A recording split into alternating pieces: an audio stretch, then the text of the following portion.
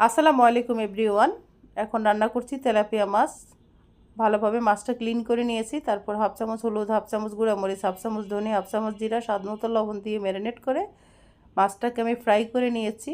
ওই কড়াইয়ের মধ্যে তেল দিয়ে সেই তেলের মধ্যে দিয়েছি পেঁয়াজ কুচি, আদা রসুন পেস্ট, টমেটো ফালি, কাঁচামরিচ ফালি, সাথে দিয়েছি হাফ চামচ হলুদ, হাফ চামচ গুঁড়া মরিচ, হাফ চামচ ধনিয়া জিরা, স্বাদ মতো লবণ।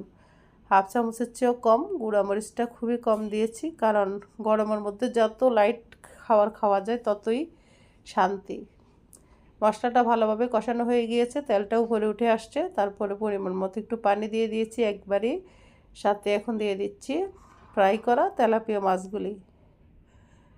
টমেটো কাঁচামরিচ তো আগে দেয়া হয়েছে, এখন মাছটা হালকা আঁচে রান্না হবে। লাস্ট মুহূর্তে শুধু ধনিয়া পাতাটা দিয়ে নামিয়ে ফেলবো। আমার মাছ রান্না অলমোস্ট ডান। দিয়ে দিয়েছি ধনিয়া পাতা কুচি, তবে সেটা দেখানো হয়নি। তেলাপিয়া মাছ কার কার পছন্দ? আমার একদম টাটকা ফ্রেশ তেলাপিয়া হলে তেলাপিয়ার মাথাটা খেতে আমি অনেক লাইক করি। সবাই ভালো থেকো, আল্লাহ হাফেজ।